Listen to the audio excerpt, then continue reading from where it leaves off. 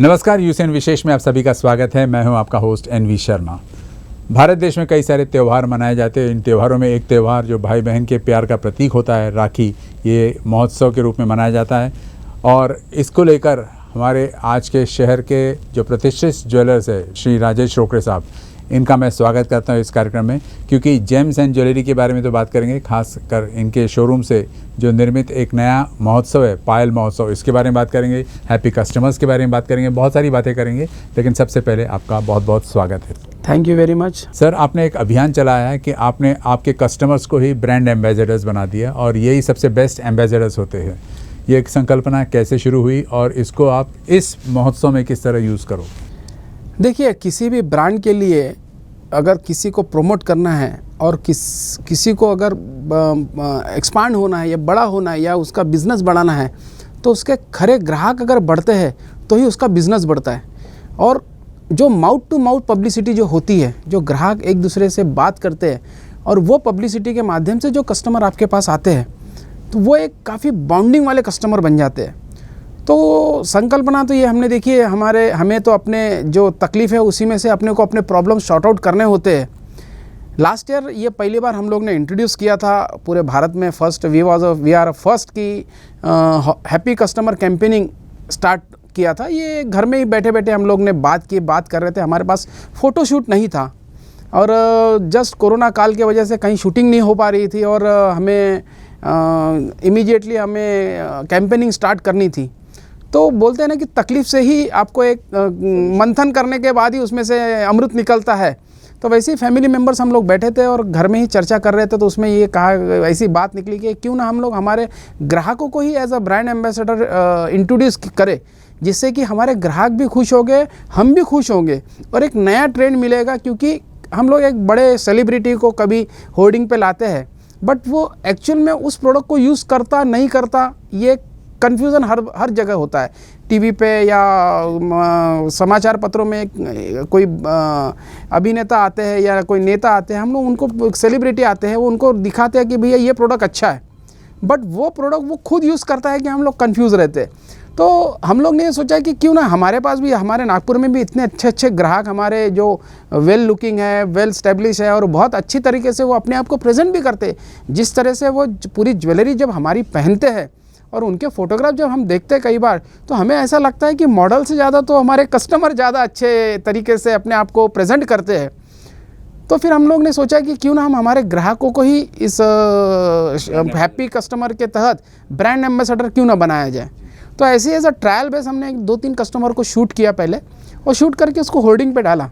तो इसकी काफ़ी प्रशंसा हुई और ग्राहकों ने भी इसे बहुत पसंद किया। इवन ग्राहकों ने भी अपने जितने भी पहचान वाले थे उन सब से उन्होंने वो शेयर की वो चीज़ें, उन्हें भी बहुत प्राउड फील हुआ।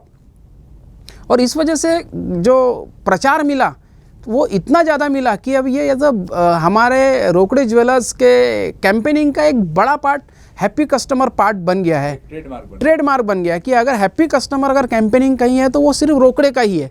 ये एक दिमाग में नागपुर के सभी आजू बाजू जितने भी विदर्भ के लोग हैं उनके दिमाग में बैठ गया है। दाद देता हूँ आपको, क्योंकि आपकी जो सोच है, आपकी फैमिली की जो सोच है, वो एक प्रकार से आपके कस्टमर्स के कारण ही आपका बिजनेस बढ़ा है। तो आप एक ग्रेटिट्यूड के तौर पे उनको वापस एक रिटर्न कर रहे हो, थैंक्स, उनकी पब्लिसिटी कर दे। और इससे सर पॉजिटिव इफेक्ट क्या हुआ, मतलब और कस्टमर्स जुड़े हैं आपके साथ? हाँ, मतलब इससे क्या हुआ है, मतलब जैसे हमारे पास काफ़ी इतने सालों से हमारे पास लाखों ग्राहक हैं हमारे, जो कि हम तो ऐसे भी इस व्यवसाय में 4 पीढ़ियों से है। भले ही शो बिज़नेस में पिछले 15 से 20 सालों में हम लोग आए हैं, बट ये हमारी 4थी पीढ़ी हम लोग इस व्यवसाय में काम कर रहे हैं। तो काफ़ी हमारे पास तो ग्राहक थे ही, बट जिस तरह से हम लोग ने कैंपेनिंग स्टार्ट किया उससे क्या हुआ कि हमने कोई हमारे कस्टमर को जब डाला तो उनके रिलेटिव्स भी हमारे अटैच हुए कि नहीं यार, ये वहाँ से ले रहे हैं तो ये अच्छी दुकान होगी और अच्छी दुकान है तो यहाँ ये संतुष्ट हुए तो हम भी संतुष्ट हो सकते हैं। तो उनके जितने भी रिलेटिव्स हैं, उनके जान पहचान वाले हैं, उनके दोस्त भाई है, वो भी हमारे से अटैच हुए। तो ये एक पॉजिटिव तरीके से वहाँ वाइब्स आए और इसका बहुत ज़्यादा हमें लोगों के प्रशंसा मिली। और इसी के वजह से हमारे पास अभी बहुत सारे वेटिंग्स है कस्टमर हमारे, उन्होंने हमारे यहाँ वेटिंग पिछले साल ही लिखना शुरू कर दिया था कि आपके पास जब कभी भी हैप्पी कस्टमर कैंपेनिंग स्टार्ट करेंगे तो आप प्लीज़ हमारा नाम हमारा कंसिडर करिए। लेकिन हमने भी यही क्लियर कर दिया था कि जो हमारे कस्टमर है हम केवल और केवल उन्हीं को होर्डिंग्स पे लेंगे, क्योंकि हम किसी तरह का ये कोई व्यापारिक समझौता नहीं था। It was just good faith और एक आपस में थैंक गिविंग था वो। तो जिस तरह से कस्टमर चाह रहे थे कि होर्डिंग्स पे, वैसे हम भी चाह रहे कि कस्टमर हमारे एज अ ब्रांड एम्बेसडर करके हम हमारे प्रोडक्ट का प्रचार करें। इसलिए ये बहुत बड़ी एक सफलता मिली सर आपको, और आपके इस शोरूम से कई सारे स्कीम्स प्रोजेक्ट्स वगैरह चलते रहते, महोत्सव चलते रहते, तो कभी राखी वगैरह। तो उससे पहले मैं जानना चाहता हूँ कि आपने 10 अगस्त से 23 अगस्त तक एक अभियान चला जिसको बोलते हैं पायल महोत्सव। तो पायल महोत्सव क्या है और उसकी क्या क्या खूबियाँ हैं? देखिए 22 अगस्त को एक बहुत बड़ा, जिसे हम पवित्र महोत्सव है, एक रक्षाबंधन जिसे कहते हैं हम लोग, वो एक बहुत बड़ा दिन आने वाला है। और हमारे पूरे भारत में वो किसी भी समाज से हो, किसी भी वर्ग से हो, उस रक्षाबंधन को बड़े ही धूमधाम से मनाते हैं जी। तो एक भाई के लिए अगर सबसे प्रिय कोई होगा तो वो उसकी बहन होती है, और भाई के लिए भी जिस तरह से बहन एक प्रिय होती है, तो बहन को भी आजीवन भाई एक सबसे प्रिय व्यक्तियों में से एक होता है। तो ये जो अटूट बंधन होता है, और देखिए रचना ऐसी है कि भाई बहन साथ में एक घर में रहते हैं, और एक परिस्थिति ऐसी आती है कि बहन को जाना पड़ता है ससुराल और भाई यहाँ रहता है, और ये बंधन के माध्यम से ही वो एक दूसरे के साथ अटैच होते हैं। तो ये एक अनोखा जो बंधन है, इसके लिए हम लोग ने जैसे राखी महोत्सव है, साथ साथ में हमने पायल महोत्सव भी रखा है। जिस तरीके से एक बहन राखी खरीदती है भाई को बांधने के लिए, उसी को रिटर्न गिफ्ट जब भाई देता है, तो आज के तारीख में पायल सबसे ज्यादा पसंद की जाने वाली चीज है, खासकर लेडीज को दी जाती है। हाँ। क्योंकि नॉर्मली हमारे जो भारतीय संस्कृति में जब लड़की जब किसी त्योहार में जब पायल पहनती है, और वो उसकी झुंझुनाहट से पूरा घर जो खिल जाता है। हाँ। इस वजह से एक उस महोत्सव का बोलिए या उस त्योहार का एक आनंद ही कुछ और होता है। तो रक्षाबंधन सामने है, तो हम लोग ने स्पेशली पायल महोत्सव प्लान किया है 10 तारीख से 23 अगस्त तक के।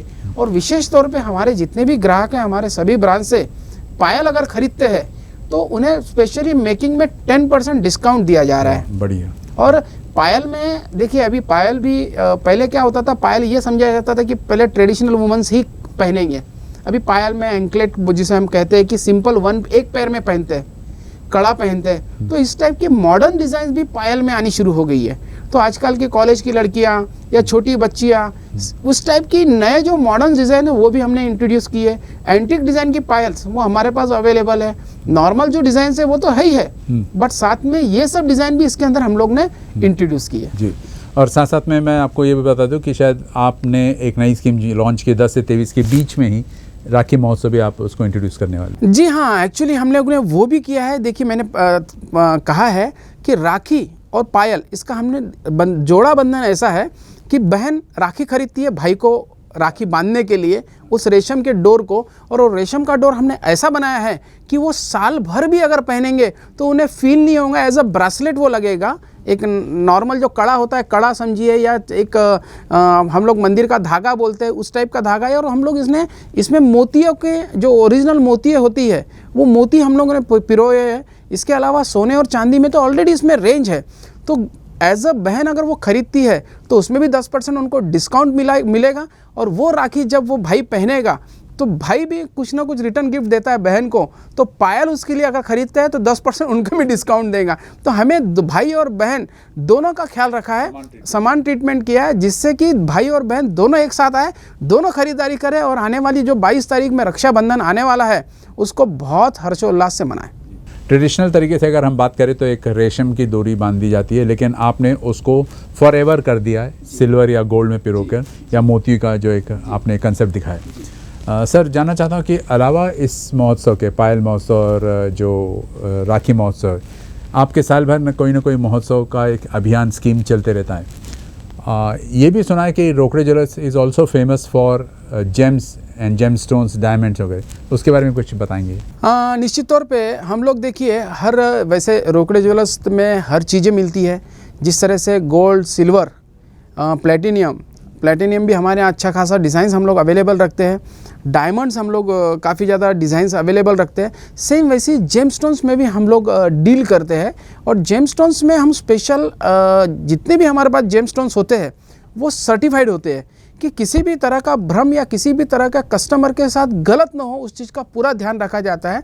क्योंकि ये स्टोन ओरिजिनल है या नहीं, इसको हम लोग पहले ही लेबॉर्ट्री से सर्टिफाइड करके रखते हैं, और वो सर्टिफिकेशन के साथ में हम ग्राहक को देते हैं, जिससे कि ग्राहक को कभी भी किसी भी तरह से गलत चीज़ उनके तक के ना पहुंचे, इसका सबसे ज़्यादा ख्याल रखा जाता है। और रोकड़े ज्वेलर्स की बात करें तो ऑथेंटिसिटी उनका एक हक है, जन्मसिद्ध हक है। जी जी सर, लेकिन ऑथेंटिसिटी सर्टिफिकेट जो है लैब से मिलती है, कौन सी लैब से मिलती है? देखिए, हम लोग 2 या 3 लैब्स है इसमें, हम लोग वो दोनों तीनों लैब्स के हम लोग अवेलेबल रखते हैं फॉर्मेट। हाँ, अकॉर्डिंग टू कैसा है, कुछ माल आता है हमें श्रीलंका से, कुछ बॉम्बे से आता है, कुछ थाईलैंड से भी आता है, तो अलग अलग जगह से आता है। तो वहाँ पे जो अवेलेबल लैब्स होती है हम उनका वहाँ पे हम लोग सर्टिफिकेशन करके रखते हैं, और हम हर चीज़ का बाकायदा उसका टैक्स इनवाइस प्रॉपर बिल होता है। इस वजह से ग्राहकों को जो चीज़ें उन्हें चाहिए वो सब चीज़ें उसमें बिल में लिखी रहती है, इसलिए किसी भी प्रकार का धोखा होने का चांसेस नहीं के बराबर होता है। और हम लोग हैं तो हम यहीं के हैं, हम लोग गारंटी देते हैं, तो ग्राहक का इसको आँख मूंद के विश्वास है। सर, जैसे गोल्ड को कैरेट में तोला जाता है या उसकी प्योरिटी परखी जाती है, तो वैसे रत्ती जिसको बोलते हैं और कैरेट जिसको बोलते हैं, इन दोनों में क्या? बहुत अच्छा सवाल है ये। देखिए, क्या होता था, जब पहले के ज़माने में कभी वज़न नहीं हुआ करते थे, तो कोई भी चीज़ तोलने का एक स्टाइल होता था। तो रत्ती एक बीज होता है, और वो बीज की खासियत ये है कि कोई भी बीज ले लीजिए, उसका वज़न 180 मिलीग्राम ही होगा। ये एक अलग बीज, एरंडी का जिसको बीज बोलते हैं, वो बीज रहता है, और वो वज़न पहले के ज़माने में उसमें तोला जाता था। तो एक रत्ती 180 मिलीग्राम के आसपास उसका वेट होता था, लेकिन पहले के ज़माने का। लेकिन अभी ये मॉडर्न ज़माने में 200 मिलीग्राम इज इक्वल टू 1 रत्ती, ऐसा मानते हैं। 1 कैरेट मतलब 200 मिलीग्राम, मतलब 1 रत्ती 200 मिलीग्राम, 1 कैरेट 200 मिलीग्राम, ये है उसका। मतलब बेसिकली देखा जाए तो ऐसे वेट को लेकर ये है। हाँ, इसका प्योरिटी से कुछ मतलब है सर? नहीं, प्योरिटी इज़ अनदर पार्ट। ये वजन के लिए है, और प्योरिटी जो है वो सर्टिफिकेट मिलता है। सर्टिफिकेट में उसका क्या क्वालिटी है, उसमें कुछ इनहांस जिसको बोलते हैं कि कुछ ट्रीटमेंट तो नहीं किया है, वो उसमें स्पेशल लिखा रहेगा। उसका डायमेंशन लिखा रहेगा, और वो नेचुरल है क्या नहीं वो भी लिखा रहेगा। तो ऐसे सब चीज़ उसके अंदर लिखी रहती है, जिससे कि ग्राहक का कॉन्फिडेंस बढ़ता है, ऑथेंटिसिटी बढ़ जाती है। और विशेष तौर पे हम लोग तो इसमें और आगे भी काम करते हैं। हम लोग इन हाउस, हमारे यहाँ ज्योतिष शास्त्र भी है।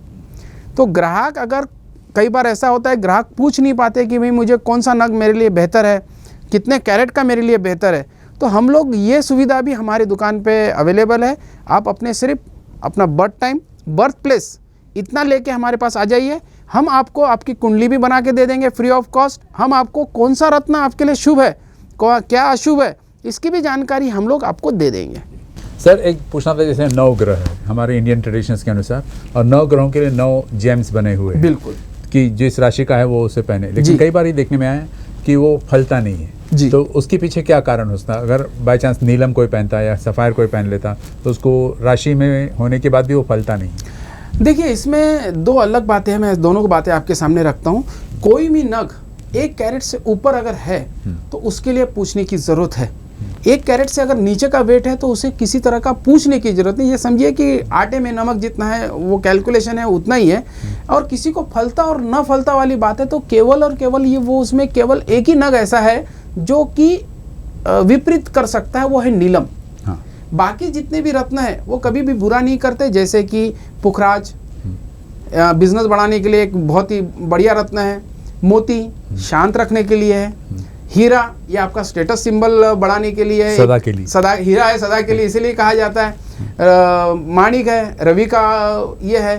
तो कोई भी स्टोन्स आपको विपरीत नहीं चलेंगे, आपको तकलीफ नहीं देते हैं। सिर्फ और सिर्फ माणिक के बारे में ये है राहु का शनि का ये है रत्न है। इस वजह से उसे पहनने से पहले पूछना बहुत ज़रूरी होता है।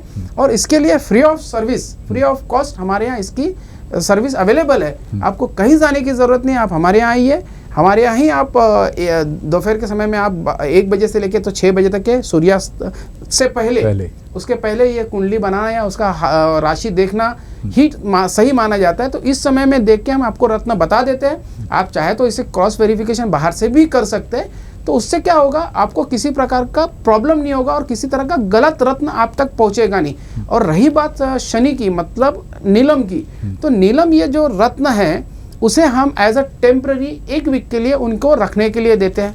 और अगर उन्हें पसंद नहीं है या उनको लगता है कि इसके वजह से फला नहीं है, तकलीफ हो रही है, तो आप उसको सेल्स रिटर्न या रिटर्न कर सकते हैं। और आप चाहे तो आप पैसा ले जा सकते हैं वापस, अदरवाइज आप दूसरी कोई चीज़ खरीद सकते हैं। हाँ, तो ये सुविधा है हमारे पास। जब आपने जेम्स की बात छेड़ी सर, तो एक और पॉइंट याद आया कि जैसे कुछ टर्मिनोलॉजी से जो आमतौर पे जनता समझती नहीं है, फॉर एग्जांपल क्लाउडिंग या ट्रीटमेंट या एनहांसमेंट, ये सब क्या चीज़ें होती हैं? देखिए, क्लाउड एक प्रकार से कैसा होता है कि अगर कोई रत्न है उसमें कहीं जाला है अंदर में, या डायमंड है उसमें अगर कोई अंदर में क्लाउड जैसा कोई डिज़ाइन बना हुआ है, तो वो जो अंदर में जैसे लकड़ी होती है, लकड़ी में ग्रेन्स होते हैं ना, वैसा अंदर में गांठ हो जाती है। सेम वैसी रत्नों में अगर कोई प्रकार का उसमें इंक्लूजन है तो उसको क्लाउड बोलते हैं कि वो क्लाउड है अंदर में। एक इंक्लूजन इसका मतलब ये होता है कि उसमें कुछ तो भी है, जैसे डॉट है, क्लाउड है, जाला है, तो ये उसके एक वर्डिंग है, तो अंदर हो सकता है। It is a natural thing. और एनहांसमेंट क्या होता है? इन्हांसमेंट ऐसा है, इन्हांसमेंट और ट्रीटमेंट, ये दोनों चीज़ें एक दूसरे के साथ लगी हुई है। इन्हांसमेंट माने कोई चीज़ अगर जैसे पुखराज है, पुखराज का कलर और पीला करना है 1 सेकंड के लिए, तो उसको इन्हांसमेंट बोला जाता है। नॉर्मली ये जो बैंकॉक के जो पुखराज होते हैं, स्पेशली थाईलैंड से जो आते हैं, उसमें वो ट्रीटमेंट किया जाता है। उसमें लिखा होता है थर्मल इन्हांसमेंट हैज़ डन। अगर आप सर्टिफिकेट देखेंगे तो उसमें नीचे में नोट किया जाता है। वो नेचुरल है, बट वो उसका जो पीलापन है उसको थोड़ा सा बढ़ाया जाता है।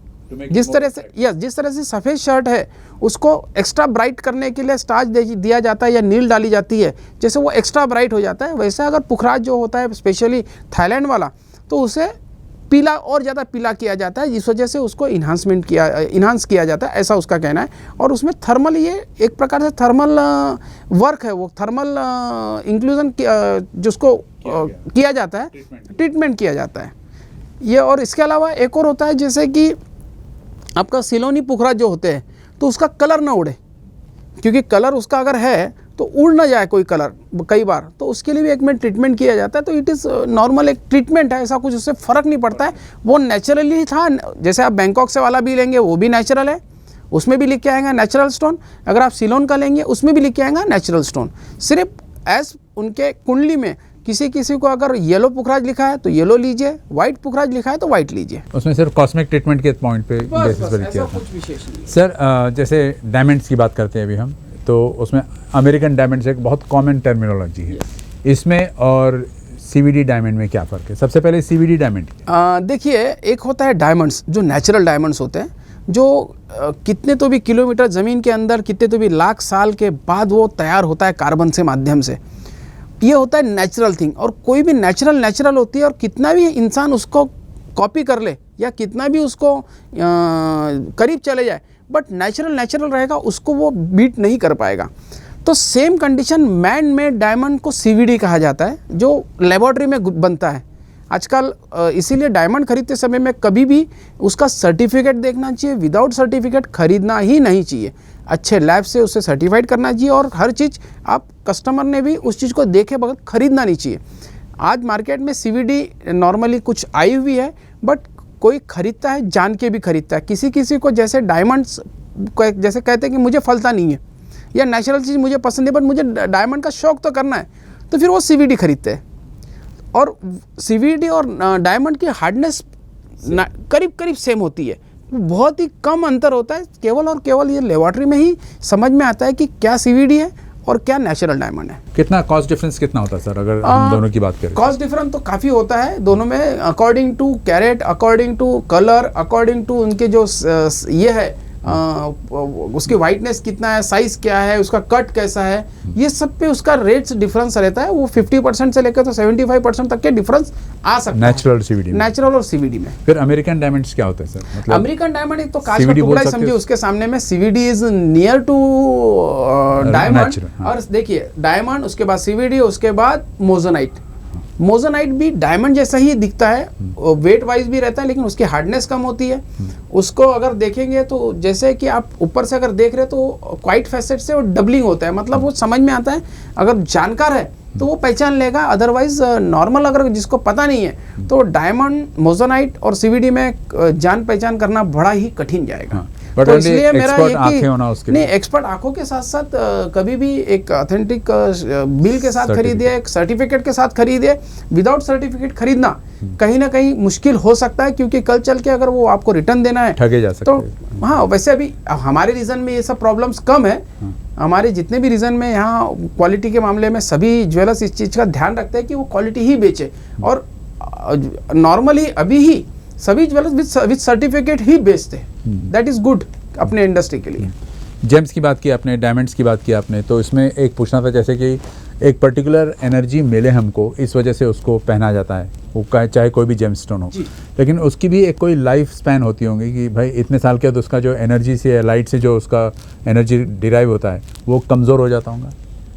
देखिए, इसके दोनों आंसर्स हो सकते हैं कि किसी किसी को आज के तारीख में उनको लगता है कि मुझे आज 5 कैरेट का पुखराज मेरे राशि में सही है, लेकिन आज जैसे मेरी उम्र बढ़ गई, या कुछ लोग उम्र के साथ साथ वज़न भी बढ़ जाता है। कई बार रत्न को वज़न के हिसाब से भी देखा जाता है। किसी का अगर 70 kg वेट है तो उन्होंने 7 कैरेट का उन्हें पुखराज पहनाया जाता है। किसी का 7 कैरेट में पहनाते समय में उसको उनका 70 kg की जगह उनका 80 kg वेट है, बट उन्हें 1.5 गुना इफेक्टिव अगर रत्न पहनाना है तो उन्हें 14 कैरेट का रत्न दिया जाता है। तो ये अकॉर्डिंग टू सिचुएशन होता है, और जब कभी भी रत्न उन्हें दिया जाता है उसका पावर कम होता नहीं है, बट ये समझिए कि आपके राशि को वो पावर सूट नहीं कर रहा है, इसलिए आपको ज़्यादा पावर का आगे चल के ज़रूरत पड़ सकती है। ये एक आंसर हो गया। दूसरा आंसर ऐसा है कि वो रत्न अगर आपने खरीद लिया है और रत्न आपने पहन रहे हो, और रत्न पहनने के बाद बहुत अच्छा हो रहा है, तो फिर वो आपके लिए लाख का है। फिर उसके सामने कितना भी छोटा या बड़ा रत्न हो, वो आपको उतना सपोर्ट नहीं कर रहा है। उससे अच्छा फिर जो रत्न आपके पास है, अगर आपका भला हो रहा है, अच्छा हो रहा है, तो वो आपके लिए ज़्यादा बेहतर है। जेम वेट क्या होता है सर? जेम वेट उसका वजन का ही नाम है कि तो उसी बेसिस पर ये तय की जाती है कि आपकी राशि को कितना। एग्जैक्ट, एकदम सही। वो राशि के जेम वेट देखिए कि जैसे कि मैंने थोड़ी देर पहले कहा आपको कि कुछ लोग इसको 2-3 प्रकार से नापते हैं कि आपकी ग्रह की दिशा क्या है, दशा क्या है। दिशा दशा देखा जाता है, नंबर 1। नंबर 2 आपकी एज क्या है। नंबर 3 आपका वेट क्या है। ये तीनों चीज़ों का कैलकुलेशन देख के फिर आपको रत्न का वज़न देख बताया जाता है कि आप इतने वज़न का रत्न पहनिए, तो उसके हिसाब से वो आपको इफ़ेक्ट करता है। कई बार अंडर साइज़ का अगर स्टोन पहनते हैं, इफ़ेक्ट नहीं करता है। अगर आपके राशि में 10 कैरेट का स्टोन को आपको ज़रूरत है और आप 5 कैरेट का पहन रहे हो, वो आपको इफ़ेक्ट नहीं करेगा। इसलिए मेरा यही सलाह रहेगा कि कभी भी 2 जगह से पूछ के, क्योंकि रत्न का मामला है, इसका कोई प्रमाण नहीं होता है कि ये इसने सही बोला या उसने सही बोला। लेकिन सर वेट कम ज़्यादा भी हो सकता है इंसान का।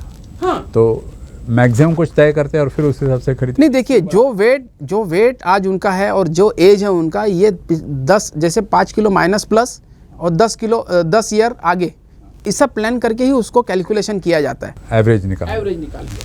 क्यूबिक जिरकोनिया क्या होता है सर? मतलब क्यूबिक जिरकोनिया भी एक प्रकार का नग ही है, जिसे हीरे का सब्स्टिट्यूट माना जाता है, उपरत्न माना जाता है। जो लोग हीरा नहीं खरीद सकते, उसे क्यूबिक जिरकोनिया खरीद के वो लोग अपना शौक पूरा करते हैं या अपनी राशि को वो लोग एडजस्ट कर लेते हैं। एस्ट्रोलॉजर्स की क्या भूमिका रहती है सर? जैसे आपने कहा आपके पास एक इन हाउस एस्ट्रोलॉजर जो गाइड करता है, एडवाइस करता है। देखिए, एस्ट्रोलॉजर इसके अलग अलग मापदंड होते हैं। कुछ कुंडली कंप्यूटर से द्वारा बनाई जाती है, कुछ लोग इन्हें पंचांग के माध्यम से बनाया जाता है। तो हमारे पास दोनों टाइप से उसे तैयार किया जाता है और ग्राहक को संतोषजनक आंसर दिया जाता है, जिससे कि अभी तक के हमारा जो पिछले 2 साल का अनुभव इस लक्ष्मीनगर स्टोर का ये है कि ग्राहक हमारे यहाँ से संतुष्ट होकर ही गया है। तो कभी भी ग्राहक ने अगर कहीं और भी पूछा है तो मैं ज़रूर फ्री ऑफ कॉस्ट हमारे ग्राहकों ने हमारे लक्ष्मीनगर स्टोर में विजिट करना चाहिए और जानकारी लेनी चाहिए। जरूरी नहीं है कि उन्होंने खरीदना ही चाहिए, बट जानकारी के तौर पे उन्होंने आना चाहिए और उन्होंने अपने राशि के बारे में जानना चाहिए। उन्हें कौन सा रत्न फलता है वो उन्होंने जानकारी लेनी चाहिए। किसी को नौकरी नहीं लगती हो उसके लिए भी रत्न है, किसी की शादी नहीं जम रही उसके लिए रत्न है। But do they work sir? 100% sir. आप राजा महाराजा से जमाने में आप चले जाइए, पिछले 5000 साल में आप देख लीजिए, मतलब भगवान रामचंद्र जी तब से आप देखिए उनके हाथ में भी अंगूठी दिखाई गई है राशि रत्नों की। तो ये फलता तो है, इसमें दो मत नहीं है। Only thing is correct decision होना चाहिए। ये देखिए ये सब्जेक्ट ऐसा है, कुछ लोग आस्तिक है, कुछ लोग नास्तिक है, ठीक है। अब जो इससे विवाद हो सकता इसी विवाद हो सकता है, परंतु मेरा ये कहना है कि भगवान सब जगह है। ऐसी कोई जगह नहीं है जहाँ भगवान नहीं है, हर कण कण में भगवान है। सिर्फ मानने वाली की जरूरत है, क्योंकि अगर भगवान नहीं होते तो आज इंसान नहीं होता, मुझे ऐसा लगता है, यूनिवर्स नहीं होता। Yes exact. फ्यूचर प्लान्स कुछ है सर, क्योंकि जेम्स को लेकर, क्योंकि आज तक नागपुर में इतने बड़े पैमाने पर किसी ने एग्जीबिशन नहीं किया जेम्स का। जी, हम लोग आने वाले 24 तारीख को एक हफ्ते भर का जेम स्टोन्स को लेके हम लोग महोत्सव करने जा रहे हैं। और ये महोत्सव में आपको नायाब नगीने जो आपने कभी देखे नहीं होंगे, रेयर ऑफ रेयरेस्ट थिंग, ऐसे हम लोग डिस्प्ले के लिए भी रखने वाले हैं। और इसी दरम्यान हमारे पास सभी टाइप के रत्न अवेलेबल रहेंगे, ग्राहकों को देखने के लिए भी, ग्राहकों को खरीदने के लिए भी। और एक्स्ट्रा डिज़ाइंस के साथ साथ हम लोग रेडी अवेलेबल रखने वाले हैं ग्राहकों के लिए, जिससे कि ग्राहक एक ही छत में जितना स्टॉक चाहे उतना स्टॉक वो देख सकेंगे। और उसकी पूरी तैयारी हम लोग ने कर ली है। 10 से 23 तारीख तक के पायल और राखी महोत्सव, और 24 तारीख से लेकर तो 29 तारीख तक के रत्न महोत्सव हम लोग करने वाले हैं। तो इसलिए मैं ज़रूर आपके माध्यम से सभी विदर्भवासी से विनती करूंगा कि रोकड़े ज्वेलर्स जरूर आइए और राखी महोत्सव साथों साथ पायल महोत्सव इसका लाभ जरूर लीजिए। और रत्न महोत्सव जो 24 तारीख से हमारा स्टार्ट होने वाला है, 24 से 29 तारीख तक के, उस महोत्सव में भी आप हमारे यहाँ से अगर कोई नग खरीदते हैं तो आपको जो भी अंगूठी बनाना है, लॉकेट बनाना है, या आपको नेकलेस कुछ भी बनाना है, ब्रेसलेट्स बनाना है, तो उसमें मेकिंग चार्जेस में आपको 10% एडिशनल छूट दी जाएगी। Sir as usual it was a pleasure talking to you, और बाद में हमेशा की तरह आपने जो नॉलेज दिया है उसके लिए we are very grateful to you. Thank you. Thank you sir, thank you very much, my pleasure.